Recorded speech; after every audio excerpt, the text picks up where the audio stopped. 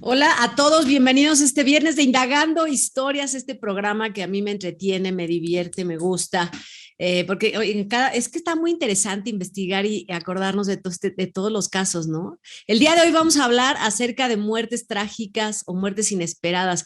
Bienvenidos, Claudia de Icaza. Hola, Lupis, y le damos la bienvenida para este programa a nuestra querida Boris. ¿Qué tenemos de muertes trágicas? Un chingo y dos con sal. No tendríamos, pero así para harto programa, pero que tenemos unos casos muy, muy interesantes. De hecho, les voy a contar que después yo platiqué con el papá de Selena Quintanilla. Él a mí me dijo, yo tuve la culpa. ¿Por qué? Ahorita nos cuentas ese caso, porque ese caso también es de los más interesantes. Oigan, antes que nada, bienvenidos todos los que están en el chat en vivo. Yo, perdón a veces que no escriba mucho, de veras se me cansa un poco la mano, pero ya saben que paso, saludo, les aviso que ahí estoy, los estoy leyendo a todos. Gracias por acompañarnos en el chat en vivo. Gracias, Pancha, Alice, gracias, Eli Caballero, por moderarlo. Y bueno, aquí empezamos. Comenten, ya saben que ustedes se acuerdan de más casos que nosotros, a nosotros se nos van algunos, y no es que no nos queramos acordar, lo que pasa es que no sé si les suceda que cuando están hablando dices, ¡ay, sí, claro! Exacto. Entonces te acuerdas, pero vamos a empezar por algunos de los más significativos. Uno de los que conmocionó a México, no nacíamos, por supuesto, pues fue el mismo año que se cayó el Ángel de la Independencia en un temblor aquí en la Ciudad de México, en el año 57. En abril se moría uno de los máximos ídolos de estos ídolos que fueron portada de revistas durante sus siguientes 30 años y siguieron vendiendo discos y siguieron Pedro Infante. Pedro Infante se muere en un avionazo en la ciudad de Mérida, había alcanzado el avión 200 metros, se desplomó y murió el ídolo de México, Pedro Infante. Dejó ahí a sus herederos, herederas, la familia, platicamos de eso, pero empezó el rumor y ahorita ustedes platíquenme porque también deben saber esto. Este rumor que surge con todas estas leyendas, Pedro Infante no ha muerto. Había un bar aquí en San Ángel que se llamaba el Pedro Infante no ha muerto. Y así, esta leyenda, la de Pedro Infante. Sí, lo de Pedro Infante, bueno, además que ha sido de veras de las muertes de famosos, de celebridades, que se recuerde como la más dolorosa para un pueblo, porque si vemos las escenas de Pedro Infante, o sea, cuando va a la carroza, no, o sea, es impresionante.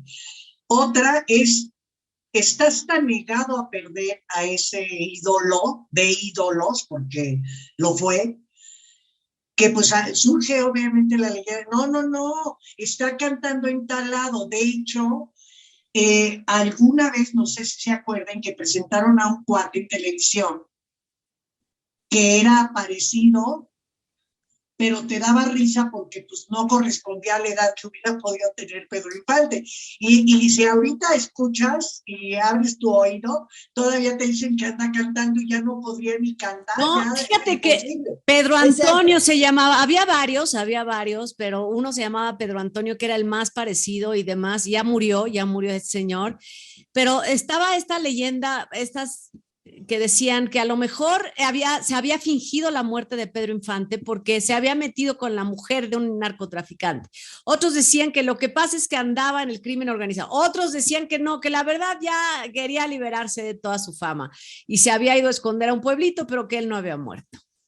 Bueno, pues ese que dicen que decían que era Pedro Infante, yo lo entrevisté, yo platiqué con él y entonces él me decía que era Pedro Infante. Cuando yo estaba en Azteca y estaba haciendo el ojo del huracán, entonces decía, no, pues esto y esto. Que claro, pues, a ver, lo que dice Lupita es muy cierto.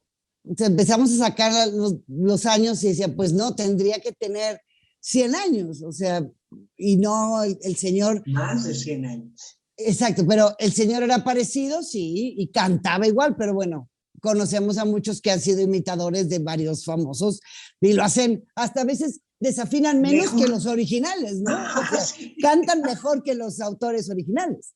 Y entonces yo sí lo entrevisté, pero pues no lo sacamos al aire porque dijimos, no, al pueblo o al público no se lo puede engañar. Y si no estás segura de algo, pues no lo puedes sacar, ¿no? Claro. Entonces, pero él decía que era Pedro Infante y me cantó y así.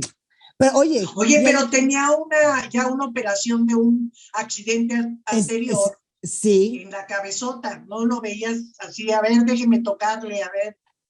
Y luego, ¿te acuerdas que la gente a lo mejor no sabe mucho, pero Pedro Infante usaba peluquín? Entonces tenía diferentes peluquines y este señor se veía que también traía un peluquín.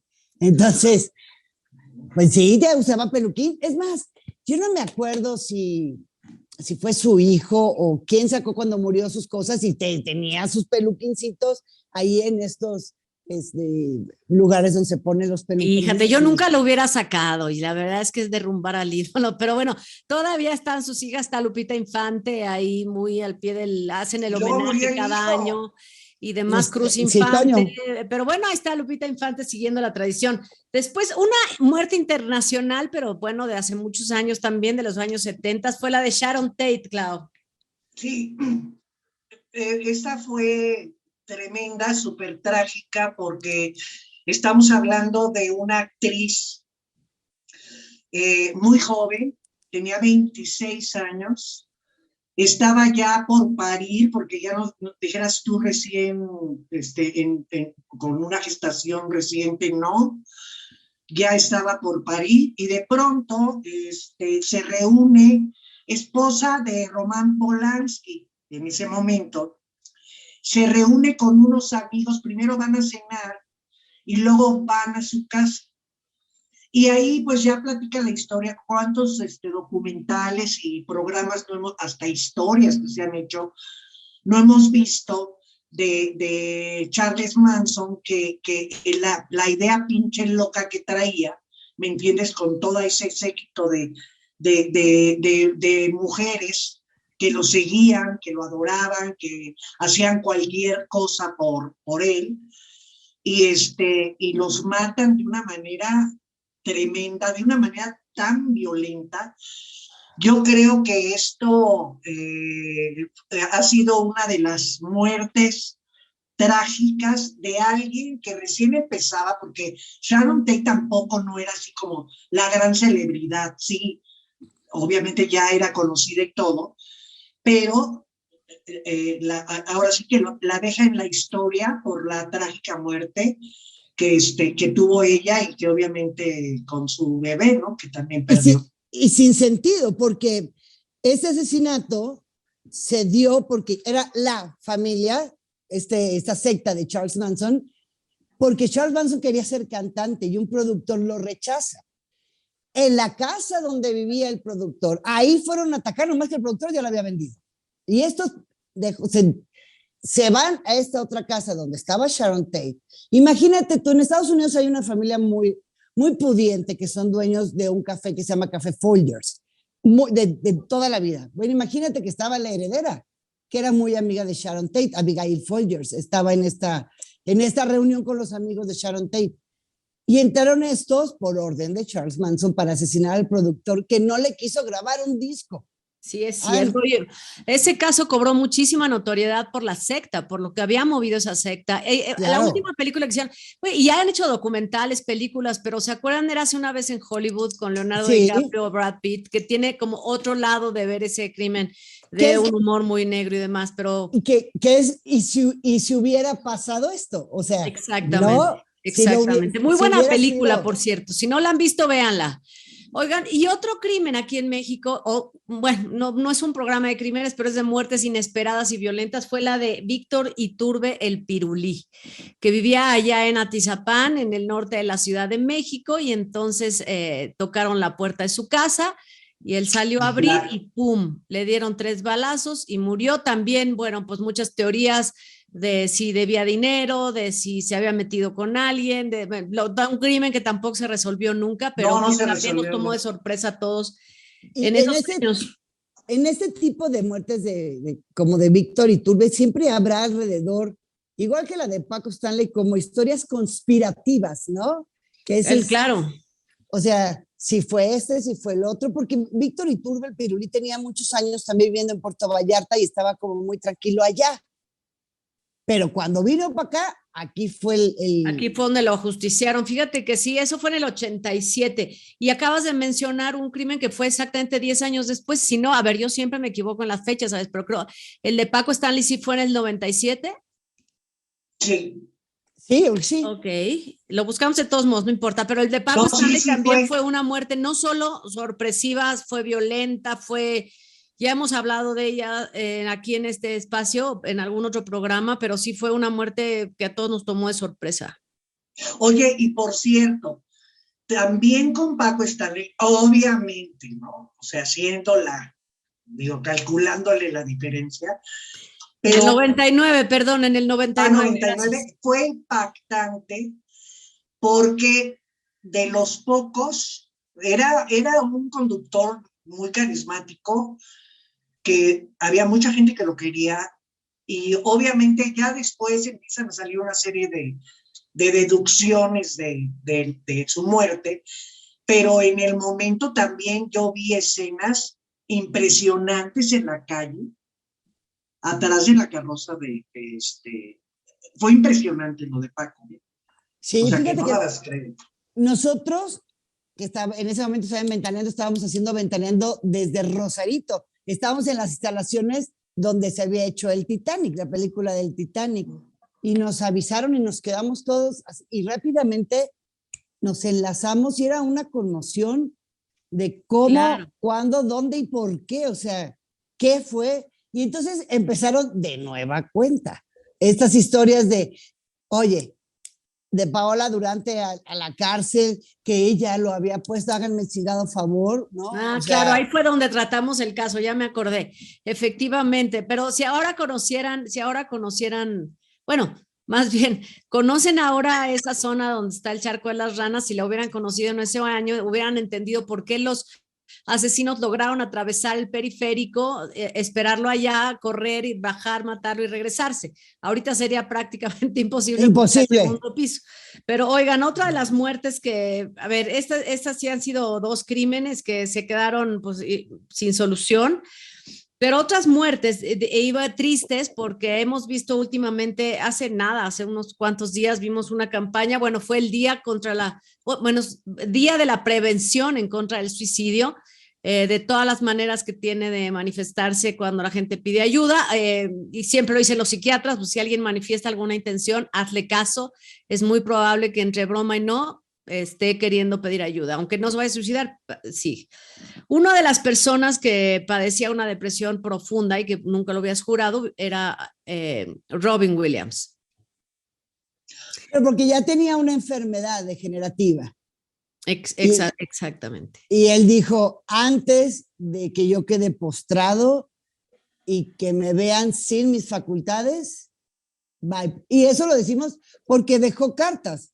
Sí, exacto, es lo que iba a decir. Sí, exacto. Sí, él dejó carta de suicidio diciendo que él no quería que la gente lo viera así y que había perdido ya, digamos, sus facultades y no quería terminar mal. Y claro que era uno de los actores que la gente más quería desde su famoso Monk. Mork and Mindy. Nano, decía el marciano. A mí me encantaba, yo no sé México que lo veía, pero era muy bueno en todas sus películas. En Mrs. Doubtfire, que fue Mrs. Doubtfire, hasta el mismo Jumanji. O sea, yo todo lo que hiciera, a mí yo no puedo decir cuál no me gustaba, neta. O sea, muy buen, un gran actor y bueno, pues murió también. Y otro que también fue por sorpresa, fue en el 2014, fue este actor Philip Seymour Hoffman, que si ustedes lo recuerdan fue el que hizo la película de Truman Capote y por esa película ganó un premio Oscar. Yo no, a ver, a diferencia de Robin Williams, que había hecho muchas películas, que siempre estaba más afable y demás, él era un poco más serio y no lo veíamos tanto, pero él murió por una sobredosis en un hotel de Nueva York. Estaba leyendo que una combinación de drogas que era heroína, pero cocaína, pero metanfetaminas, pero tenía una cosa que le llaman speedball, que hace que contrarreste una droga al efecto de la otra y demás. Total que se llegó a trataron de investigar quién le había vendido al señor Simon Hoffman la droga, la heroína, que era lo que lo había matado, pero en eso habían quedado y también fue una muerte inesperada, rápida, fuerte, muy fuerte. Sí, sobre todo por lo que dices, porque un actor ganador de Oscar, con toda una carrera por delante muy joven, impacta al mundo del espectáculo. Había ganado el Oscar por esa película. De estas personas, sí, totalmente. Había ganado el Oscar por esa película, pero tenía muchas otras, pero vaya, un gran actor que también nos tomó por sorpresa. Esta fue, a ver, esta la van a querer platicar también ustedes. En 1981 muere, encuentran el cadáver el 29 de noviembre de Natalie Wood. La encuentran flotando porque un día antes había estado en un yate, las personas que estaban en ese yate eran el capitán del barco o el capitán del yate, su esposo Robert Wagner, estaba también Paul Walker, el actor, y ella. Y entonces resulta que pues ella parece muerta, ella trató de subirse a una lancha. No era Paul Walker. Sí, bueno, ahorita te digo. Busca cuál era, pero era un tercer actor que estaba ahí, sí. según yo se apellidaba Walker. Y entonces ella se trata de subir a la lancha inflable, total que queda flotando, y hay muchas incógnitas con respecto a esta muerte, porque sí se dice, y bueno, el capitán lo confirmó después, y Christopher Walken. Bueno, Christopher Walken. Entonces resulta que había recibido ella golpes, habían discutido. La familia de ella dice, no, es imposible que ella se haya querido ir subiéndose una lancha inflable porque ella tenía terror al agua. Entonces no podía haberse querido bajar. Y entonces, pues total que sí, no, y las investigaciones, ahí no hubo nadie culpable y se declaró un accidente. Muchos años después, esto fue en el 81, Robert Wagner ya tiene muchísimos años, pero hace poco en una entrevista en el 2011, reconoció que, bueno, sí nos peleamos en el barco, pero a lo mejor no tuve nada que ver. Ella estaba haciendo una película con Christopher Walken y entonces algunos decían que a lo mejor había algún romance entre ellos, que al calor de las copas había subido la temperatura de la discusión. Total que nunca se aclaró la muerte de Natalie Wood. Nunca se aclaró, pero la realidad es que en muchos trabajos periodísticos, documentales, todo que he visto, apunta al marido. La verdad, hablan de horarios, hablan de, como lo que pasa ahora con Diana, Lady Di, que lo que no se habló hace 25 años, lo de esta actriz, años después, todos empezaron a cambiar versiones, hasta el capitán del barco. De hecho, si no me equivoco, 20 años después se reabrió la investigación, el Departamento de Policía de Los Ángeles reabre esta investigación, vuelven a citar al capitán, a Christopher Walken, a Robert Wagner, a la hermana de Natalie Wood, que, bueno, los exoneran, pero la única que sigue diciendo que tuvo que ver Robert Wagner es la hermana de Natalie Wood, que además fue desde niña una niña súper explotada por los papás, porque trabaja desde que tenía 5 años. La explotaron a más no poder.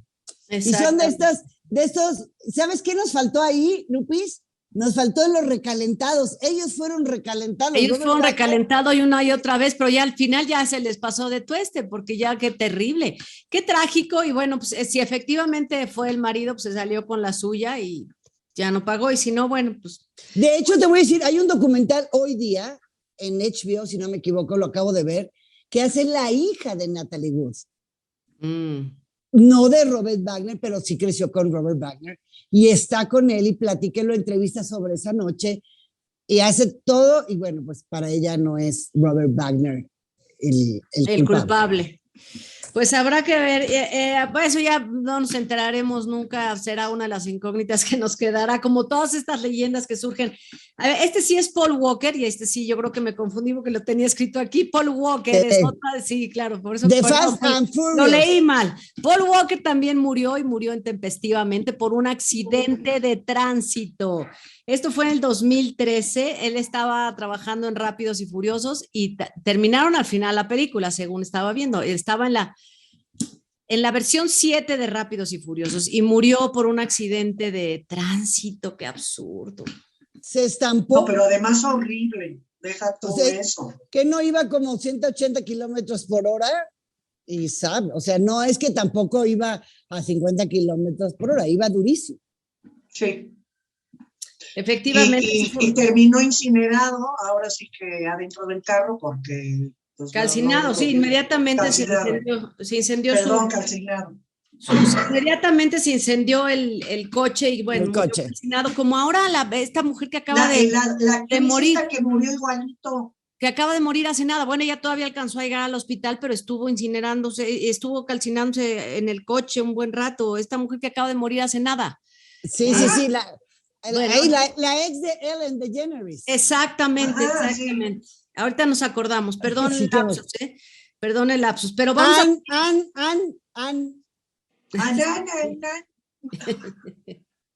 Ahí voy, ahorita les digo. Anne Hedge. Anne Hedge, exactamente, Anne Hedge. Oigan. Uy, gracias, hamster. Oigan, y aquí hay una serie de muertes y ustedes me las van a platicar a mí. Porque esta es una serie con un poco de tragedias, una tras otra, y es la serie Glee. ¿Cómo van a empezar? Yo sí he oído que hay una tragedia tras otra dentro de esa producción. Yo voy a empezar, que no tiene que ver con el orden cronológico, pero que a mí me impactó, que es el de Naya Rivera, que era la actriz de esta serie que hacía el personaje de Santana. Y cuando se da primero, pues no la encuentran, porque todo es así como de telenovela, y no la encuentran, y luego, pues... Porque se fue en una lancha con su hijo de 4 años. Exacto. Al niño lo encuentran en el bote. A ella la encuentran 5 días después. Y recuperan el cuerpo. Y ahí empiezan también una serie de teorías y ideas de por qué el bebé o el niño estaba en el bote y ella, porque el bote no se volteó. ¿Sí me explico? O sea, ahí estaba el niño y ella, ¿qué fue lo que hizo? ¿Cómo? ¿Para qué? Hay muchísimas teorías, obviamente. Pues es que nos encanta estar imaginándonos cosas, ¿no? Ya la última de las teorías que hubo es que ella se bajó, ella no sabía nadar, cosa que me parece raro. Oye, que alguien se ahogue, es como Natalie, ¿no? Que le tenía miedo al agua y se quería ir en lancha porque se había enojado con el marido y se quería... Es algo muy raro. No entiendo, ¿no? Y ella, había una teoría de que ella no sabía nadar, pero resulta que se bajó por algo al agua y algo la jaló o algo pasó. El chiste es que apareció muerta 5 días después de esta serie en donde hay más muertes, Boris. Sí, y fíjate que ese fue como dicen así los que saben, como el colofón de estas series trágicas. El asunto de Naya Rivera, que decían por qué ella no tenía el chaleco salvavidas, pero el niño sí. Había tomado una selfie en la mañana antes de subirse al bote diciendo, por fin tú y yo solos, o sea, una serie de cosas. Ella estaba separada y tenía pleitos con el papá del niño por, ya sabes, asuntos de la lana, de la custodia y así, que por cierto la serie su mamá era Gloria Estefan en esta serie de Glee. Pero antes, en el 2013, en julio del 2013, Naya murió en plena pandemia, en el 20. ¿Cierto? En el 2020. En el 20, sí. En el 20. En julio del 2016, el, digamos, protagonista masculino, que era Cory Monteith, que hacía el personaje de Finn Hudson, que era pareja de Lea Michele en la serie y en la vida real, porque también era novio en la vida real, pues se fue a Vancouver y así como dijiste, un coctelazo de heroína, más esto, más otro inyectado, y ahí lo fueron a encontrar. Una serie que estaba al aire, en donde pues era la pareja que todo el mundo quería. En la serie ya, después de que, ya sabes, en el temporada 1 son novios, en la 2 se pelean, en la 3 se reencuentran, en la 4, ya sabes, así van. Pues ya cuando estaban afianzando esta relación en la serie es cuando a él lo descubren muerto en un hotel de Vancouver, y bueno, le hicieron un homenaje, por supuesto, en el programa, y ahí se acabó la vida de Cory Monteith. Pero después está lo que decía Mark Sealing. Este fue a finales de 2017, 2018. Este todavía era como más fuerte, porque él fue encontrado culpable de pornografía infantil. Peor todavía, qué cosa. De tener o sea, de recibir y conservar, porque acuérdense que también está la pena de que no solamente la recibes, la conservas. Conservas, claro, sí. Entonces, después, ya sabes que la policía, que son muy listos allá, se infiltran y se hacen pasar por pedófilos, ¿no? Y entonces también empiezan a tirar buscapiés a ver quién cae con esto de la pornografía infantil, y cayó. Este actor cayó, él hacía el personaje de Puck en Glee, que era también de estos actores protagónicos de esta serie. Lo cachan, le caen miles y miles y miles de fotos de pornografía infantil. Él se declara culpable. Años después tiene, ya sabes, me declaro culpable, te citan, le dieron, claro, él pagó $20,000 para tener su libertad condicional, lo citan para otorgarle la sentencia. Él había negociado que fueran de 4 a 10 años que estuviera en la cárcel, pero fue y se suicidó al bosque un par de meses antes de que le dieran la sentencia, continuando con esa saga trágica, claro, de Glee. Ahora, hay otros actores que la han pasado muy mal. Mira, por ejemplo, en una temporada que no fue tan exitosa, Melissa Benoist, que ustedes dirán quién es, que es la que hacía Supergirl en Warner, la reciente de Warner, tuvo una relación con otro chavo que trabajaba también ahí en Glee, otro actor, pero esa es la madriza que le puso a la pobre chava. O sea, ella se cayó mucho tiempo. Entonces, cuando fue a denunciarlo, pues también es otro de los asuntos que han pasado dentro de esta serie de Glee. Oye, y ya así, acabó, ¿no? Ya acabó la serie, hace muchos años. Bendito luego, Dios. Mira, en esta serie, la protagonista, que es Lea Michele, que canta increíble, su máximo en la vida era ser, dentro de la serie, el papel de Barbra Streisand, Barbara, en Funny Girl, el triunfar en Broadway. Ese era su máximo dentro de la serie. Y en la serie va y castea y sí queda con el papel, pero luego sí, pero luego no. Total, ella canta increíble. Este año, en su vida real, fue y casteó y le dieron Funny Girl. Acaba de estrenar en Broadway. Qué bueno, sí, que ya se le quitó los saladas, debe haber remojado. No, es que sí, qué cosa. No, espérenme. A ver. No me digas, no quiero. Estrena Funny Girl, que le va increíble. Standing ovation. Boletos vendidos hasta la madre el teatro en Broadway, y le da COVID. No. A Lea Michele tiene bueno, por lo menos de los males ya, mira, por lo menos ya haber estado vacunada ya. Claro, ya estaba vacunada, pero tuvo que ausentarse y entonces entrar la suplente, que tú dirás, si tú eres el público que dices, voy a ir a ver a Lea Michele en Funny Girl, resulta que le dio COVID recién estrenada. Qué coraje. Entonces, bueno, pero yo supongo que ya a estas alturas ojalá que ya le sonría toda la vida. Oye, y es uno de los elencos trágicos porque hay, bueno, también. Sí. Oye, pues, cuéntanos esto que nos anunciaste al principio del programa sobre Selena. Selena ya lo hemos platicado aquí, ya lo platicamos en un programa, es una de las muertes trágicas, lo leímos en la reseña, el libro y demás, pero bueno, tú entrevistaste a su padre. Y entrevisté a Selena, fíjate, ella la mató Yolanda Saldívar, como decían en Corpus, que además la vimos todos la transmisión de Yolanda Saldívar arriba de su camioneta roja de me voy a caer, me voy a kill myself. ¿Se acuerdan que gritaba? Sí, vimos series, películas, la película que llevó a la gloria a J-Lo, o sea, hizo Selena, la película, y fue el gran descubrimiento de Jennifer López. Bueno, nosotros vimos todo lo que pasó ese día con la transmisión. Yo había entrevistado a Selena en 1994. Ella había, ¿se acuerdan que participó en esta telenovela donde estaba Bronco? No me acuerdo si era no me acuerdo. Camino. Sí, puede ser, pero yo no me acuerdo. De Emilio La Rosa, que estaba Bronco. ¿Dónde estuvo Galilea? Pues ahorita me voy a acordar que el público nos ayude, a Lupita, si me hace el favor en lo que lo cuento.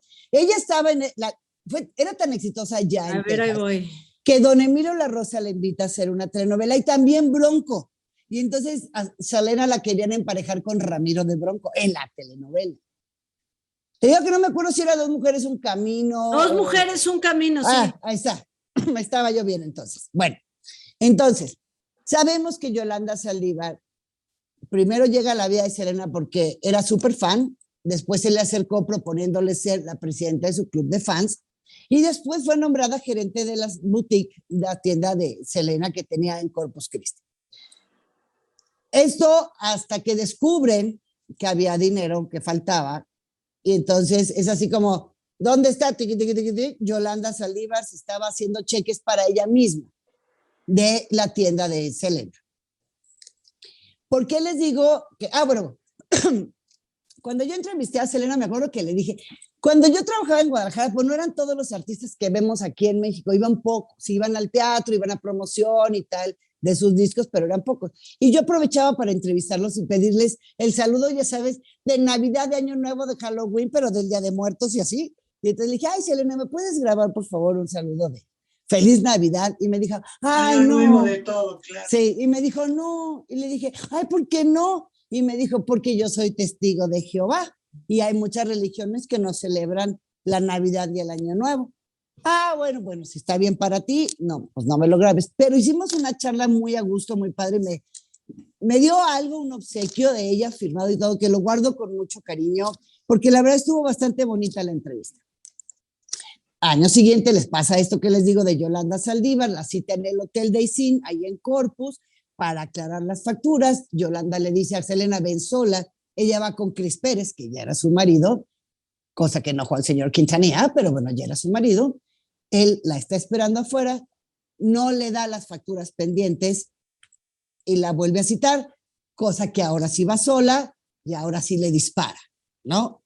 Ella corre hasta la recepción del lobby, indica el número de habitación de donde viene el disparo y dice que fue Yolanda Saldívar, la llevan al hospital. Hubo muchas teorías sobre cuando llegó Selena al hospital, que como era testigo de Jehová, el papá no permitió que le dieran transfusión sanguínea. Yo se lo pregunté al papá. Le dije, a ver, porque hasta los Tigres del Norte declararon que por culpa del papá que no había autorizado que le dieran transfusión, se había muerto Selena. Yo se lo pregunté al papá. Y la historia es así. La historia es que efectivamente sí había un desvío de dinero. El papá se dio cuenta, Selena se dio cuenta, la hermana se dio cuenta y Avi Quintanilla también. Todos se dieron cuenta que la ladrona era Yolanda Saldívar. Cuando el papá me dice es mi culpa, es como en las películas que vemos cuando le dice, si no devuelves el dinero para mañana tal hora, te voy a meter a la cárcel. Eso fue lo que asustó a Yolanda Saldívar. El papá me dijo, si yo no le hubiera dicho que iba a llamar a la policía, me dice, yo no iba a llamar a la policía. Oye, pero ¿y lo de la sangre qué fue? ¿Lo de la sangre? Yo también pensé que por lo de la sangre. Ahí voy, amigas, no coman ansias. Oye, no es telenovela, no. Y entonces el papá dice, es mi culpa porque yo mencioné a la policía. El papá está seguro que si no lo hubiera mencionado a la policía, no se hubiera asustado tanto Yolanda Saldívar. Por eso le dispara. Llegan al hospital y yo le digo, señor Quintanilla, usted prohibió que le diera transfusión de sangre en el hospital a Selena, y me dice, si yo hubiera llegado a tiempo, lo hubiera prohibido. Pero cuando yo llegué, ya estaba transfundida, ya le habían dado sangre.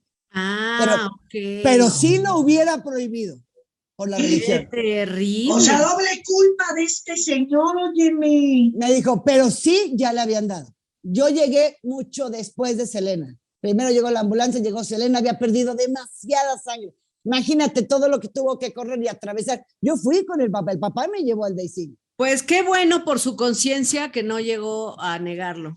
No, pero hubiera sido terrible. Pero bueno, pero ves cómo piensan ellos, les vale gorro. Pero tiene la otra parte. Son sus creencias. Exacto, pero tiene la otra parte que dice, si yo no hubiera amenazado a Yolanda con lo de la policía, probablemente Yolanda no le hubiera disparado a Selena. Bueno, si Selena no hubiera hecho dinero, Yolanda no le habría robado. Claro, o sea no sabes. Ahora, para saber, pero sí fue una de las grandes pérdidas, porque venía su crossover, ya estaba el crossover, ya había ganado el Grammy, o sea, ya estaba a Dreaming of You, a todo lo que da. Entonces sí fue una de las 23 años, o sea, no manches, tenía todo el camino. Oye, ahora dime esto, Lupis, que también, ahorita, así como te dije de la sangre, que tú dices, si Selena no hubiera tenido dinero, Yolanda no lo hubiera robado. A ver, si Selena no se hubiera muerto, J-Lo hubiera hecho una película tan exitosa. No, yo creo que no. No, bueno, ya nos vamos a, oigan, ya nos estamos haciendo choques como los pinches trenes, llegamos. Y si la familia. Bueno, ya, oigan, vamos a seguir, porque esto es un tema serio y triste. Bueno, pero dentro de todo, hay que decir las cosas como son. Oye, una muerte inesperada, triste, violenta, que también dio lugares a que se hablara y se dijera, fue la muerte de Mariana Levy, la hija de Talina Fernández, que pues muere cuando va en el coche con sus hijos, todavía era su esposo, este hombre Pirru. El Pirru. Y según lo que dicen es que a ella la tratan de asaltar y entonces se asusta, va en el coche y ahí mismo le da un infarto. Hay que recordar por lo menos que sí, un infarto, entre más joven eres, es más peligroso porque conforme vas haciéndote grande, pues las arterias hacen ramificaciones y entonces si se te tapa un pedacito, pues la sangre corre por otros. Pero cuando eres joven eso no existe, esas telarañas en el corazón todavía no existen. Así que, pues muy joven, la teoría era esa, por eso era creíble, siendo tan joven te da un infarto. Pues es casi imposible que te salves. ¿No decían que tenía problemas de salud del corazón desde antes? Eso decían, también decían que si tomaba pastillas para adelgazar, que en ese momento estaban muy de moda y aceleraban mucho el corazón. Bueno, algo yo leí, como dice Boris, de que ya había un antecedente de un problema cardíaco que digo, realmente yo nunca he visto a Talina que hable de eso. Fue de las cosas que se dijo, pero bueno, posiblemente si le vino un infarto, como dices tú, Lupita, estando tan joven. Sí, no hay modo. Ahora dicen que las mujeres aguantan más el infarto que un hombre de esa edad. Pues no sé cuántos años tenía Mariana, la verdad, Levy, pero era muy joven. La verdad es que no tendría, no llegaba ni a los 40, no llegaba ni a los 40. No. Era muy, muy joven, o sea que de ninguna manera lo hubiera aguantado. La verdad es que hombre o mujer, demasiado joven. Oigan, y otra muerte que fue también sorpresiva y demás fue la de Valentín Elizalde, pero fue esto si no mal recuerdo, a ver, yo la verdad no me acuerdo bien, pero fue en un palenque. Sí, no me acuerdo, sí, saliendo de un palenque también lo mataron y bueno, pues también mil teorías. Otra muerte. Como los hijos de Joan Sebastián, ¿eh? Exacto, sí. Tal cual.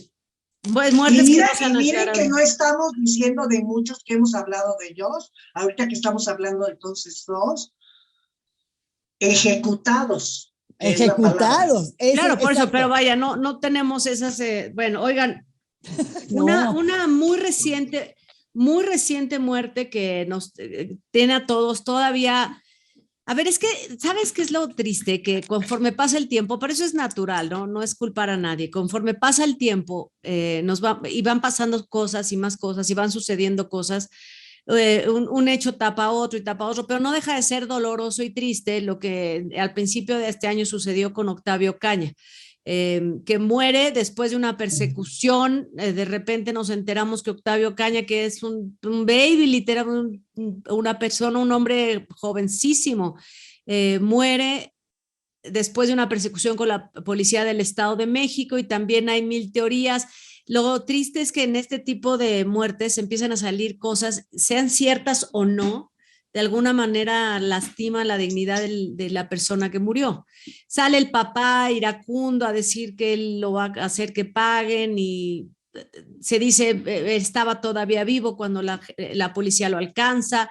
Y es que lo matan, y una cantidad de teorías, pero fuertes, como este caso muy fresco lo tenemos yo creo que todos aquí en México. No, y está fresco todavía porque con todo y lo que el papá movió y dijo que iba a mover y con la procuraduría y todo ese rollo, la realidad es que, y no estoy dudando, simplemente estoy diciendo que el papá iba con todo para demostrar que él no, porque ya ves que la autoridad, digamos, pues determinó que él traía una pistola y que él la había accionado en lo que manejaba y que él solito se dio crán.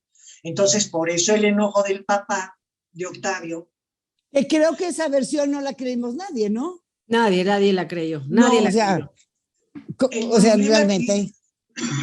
El problema aquí es que tampoco tenemos hoy día la parte en donde se estuvo trabajando. Es que no sabemos hasta qué grado permiten las autoridades que esto camine, cuando ellos tienen el control de evidencias y de todo. La verdad. Sí, claro, pero en el caso de Octavio Caña, a ver, ¿cuántos videos se subieron a la red? Es que esa es la cosa de ahora. O sea, si un policía dice, se suicidó, pero ¿cómo? Si la camioneta, si no se le disparó y no vimos la camioneta llena de balas, de agujeros de balas. Exacto, claro, después fueron saliendo y lo de la gorra, que si traía o no gorra, Y luego no vimos cómo le estaban como sacando la cadenita que traía y todavía le ponen la pistola, digo, o sea. Por eso digo, la autoridad no, o sea, lo que pasó es que el señor creyó que él podía avanzar pagando lo que fuera y las autoridades no, pero sí me explico, porque como ellos dominaron la situación, también no es tan fácil de que al papá le suelten unas. Aquí la situación es que los que iban adentro en la camioneta con Octavio, ¿los han visto a alguien? ¿Alguien sabe lo que dijeron? No, ellos se desaparecieron. Imagínate que digo.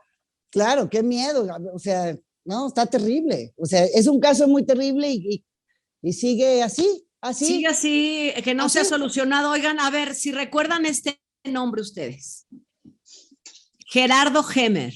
Como no, protagonista de La Paloma, de novela de Televisa. Con Maite Envil, efectivamente. Él apareció muerto 25 años de edad. Fue otra muerte sorpresiva porque, bueno, y estás hablando de 1995 y estaba efectivamente esta novela que la cortaron, la tuvieron que cortar. Estaba, si no mal recuerdo, la Maite Envil, que era... Sí, se llamaba así, era la sobrina de Plácido Domingo. Es correcto.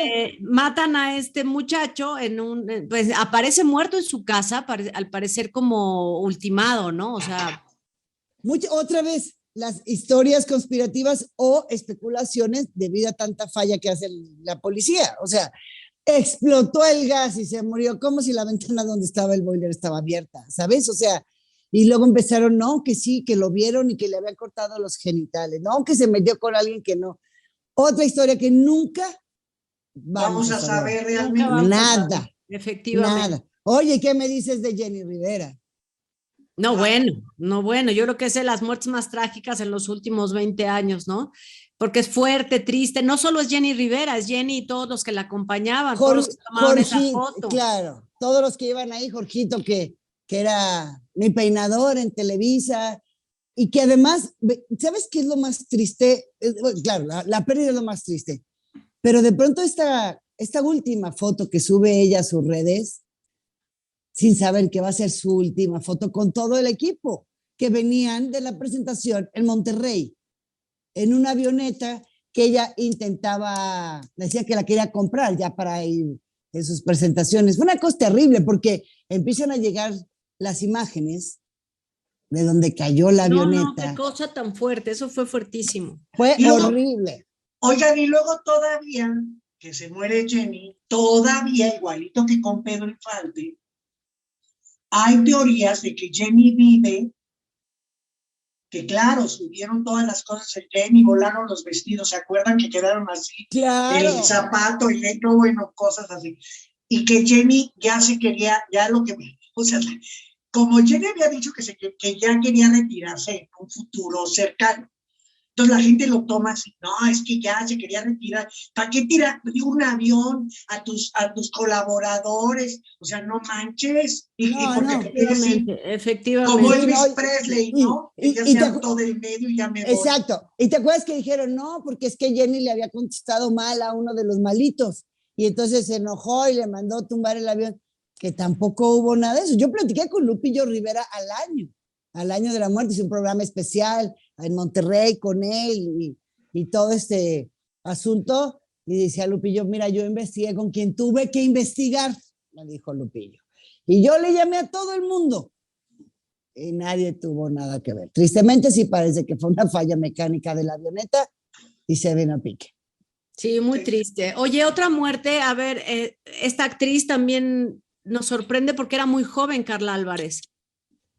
Carla Álvarez, a mí me impactó mucho lo de Carla Álvarez y les voy a platicar por qué. Porque yo fui un día, estaba yo trabajando en Televisa y fui a cobrar a la caja. Y era tiempo de frío, me acuerdo, porque pues se hacía frío. Y Carla Álvarez estaba adelante de mí, ¿ok?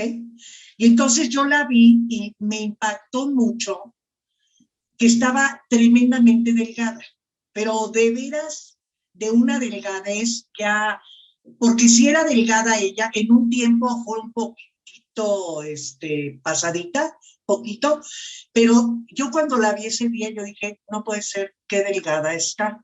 Ok, esto ha de haber sido un jueves, no sé, y de pronto, pues pasa lo de días después, 2, 3 días, que pasa esto con Carla Álvarez, y me acuerdo que Nietito puso, hoy estaban todos, porque como corría apenas lo de su muerte, pues todos estaban sacados de onda, y entonces me dice, ¿quién ha visto a Carla Álvarez?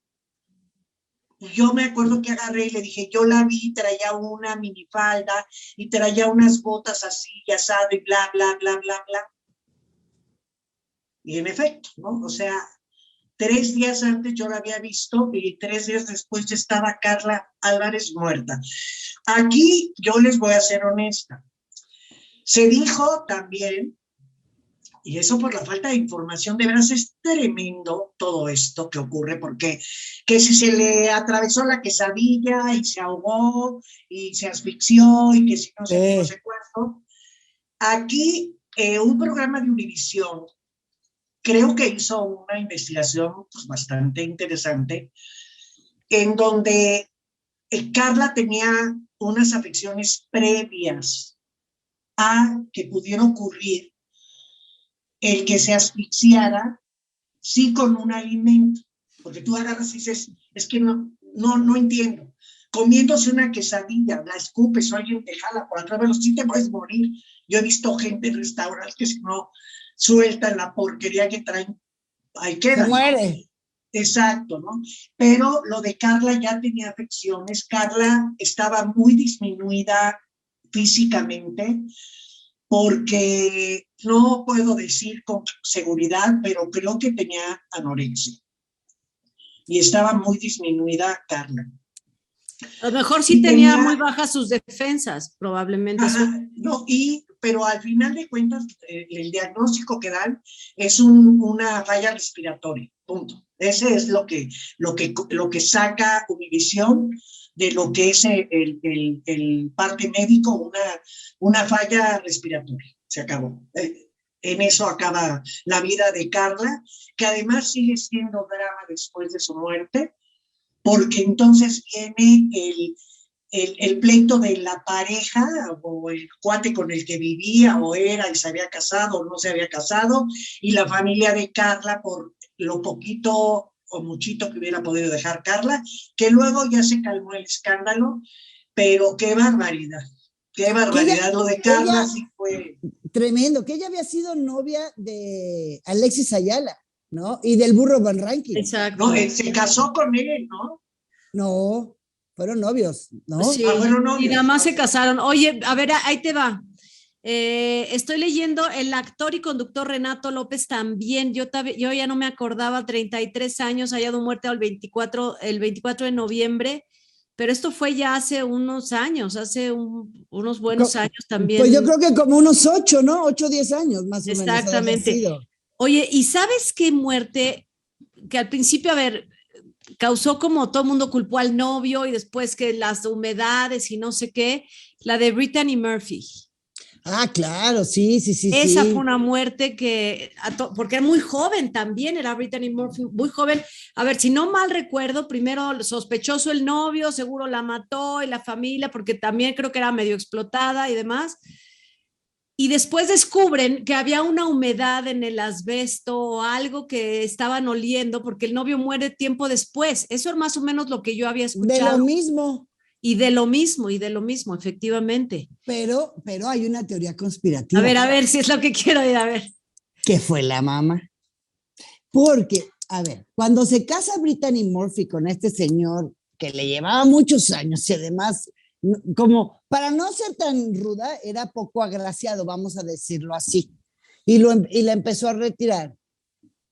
Pero ¿por qué te llevas a vivir a la mamá contigo? Te acabas de casar. Y entonces dicen estas teorías conspirativas que le dijo, mamá, bye, ya te tienes que ir, ya me casé ya. Y entonces ahí se empieza a enfermar la muchacha.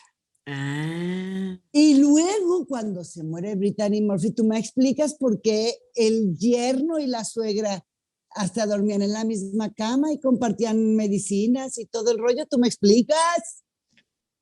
Y luego se murió el esposo de Brittany, el viudo. Exactamente, fíjate. Y la mamá, que tenía muchos más años, que tenía un estado de salud mucho más débil que el de Brittany Murphy, y así, sigue vivita y coleando. tenía asmeticema, Y siguió vivita y ahí coleando. Vivita con el asbesto. Y la mamá no la pudo sacar nunca de la casa donde ella vivía con su esposo, pero después de que ya pasó, se murió Brittany Murphy, esta estrella, desde infantil y juvenil, lo que tú quieras. Porque la mamá duerme en la misma cama con el yerno. Qué psycho. Pero así hay familias muy raras, muy raras. No, yo no creo. Yo esta es la primera vez que escucho que la suegra se acuesta con el yerno. No, hombre, sí las hay, a ver. Ella dijo, ay, ¿por qué piensan mal? No estamos haciendo nada, solamente es que no se sentía bien. Ahora, también de Brittany Murphy dijeron de la anorexia. Entonces, como estaba tan debilitada por la anorexia, pero a quien achacan todos sus males desde niña, esa es la mamá.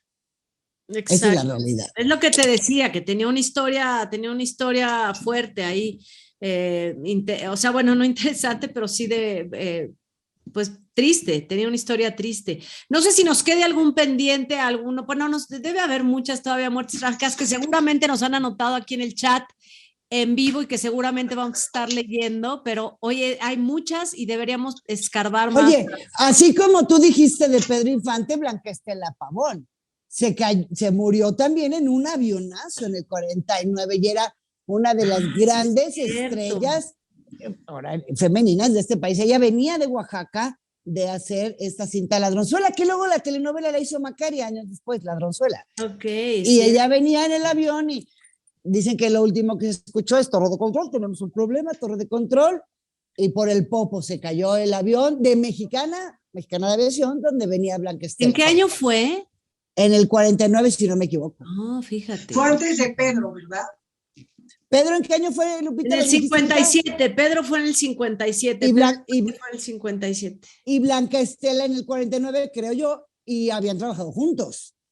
Sí, claro. Si no mal recuerdo, Fanny Cano también muere en un avionazo. Sí, en España. En la pista que chocan dos aviones. Exactamente. ¿Qué cosa?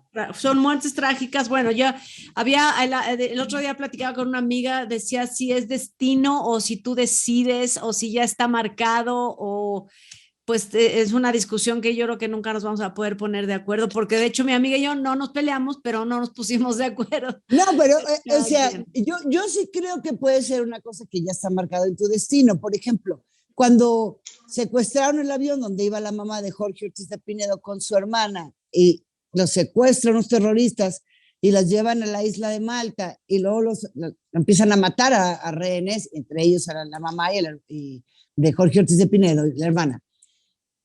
O sea, ¿qué posibilidades hay de que un mexicano esté en un acto terrorista en aquella parte del mundo? No, o sea, iban a Egipto, estaban en Egipto, habían ido a una excursión a Egipto cuando secuestran el avión. Entonces es como destino. Yo no voy a discutir. No, yo tampoco. Pero yo creo que tenemos perfectamente bien trazada la línea. Trazada la línea, ajá, yo sí lo creo. Yo también. No, pero yo no lo creo, yo no creo nunca en el determinismo, pero bueno, esto ha sido todo por hoy. Esto ha sido por hoy. Otro día vamos a hacer un programa acerca de temas y de dilemas filosóficos. Vamos al ratito. No es cierto, eso no lo vamos a hacer nunca, pero. Oye, Lupis, antes de que te despidas. Sí, anúncianos. Nomás recordarles que a todas las Rufo del mundo mundial, les recuerdo que este domingo, capítulo de estreno, 4:50 por Canal Telenovelas, las confesiones del niño José, de nuestro niño José Eduardo Derbez. No se la pueden perder porque habla unas cosas muy interesantes, como el de que Victoria Rufo. Niño José, el día que Victoria Rufo encontró a 2 señoritas escondidas en el cuarto de José Eduardo y le aplicó la de Yáñez. ¿Cuál es la de Yáñez? Ándale. ¡Ah, qué bueno, qué padre! Oiga, bueno, pues no nos vamos a perder al niño José, por supuesto, nos dará muchísimo gusto verlo en Confesiones. Y también aquí denle clic a este programa y síganse como Hilo de Media con toda la lista de Indagando Historias, a todos los programas que hemos hecho. Y muchas gracias por habernos acompañado en este chat amoroso, Alice, Eli Caballero, Pancha y absolutamente a todos los que han pasado lista. Gracias por estar aquí y nos vemos prontísimo. Hasta luego, chicos. Gracias. Bye. Buen fin de semana a todos.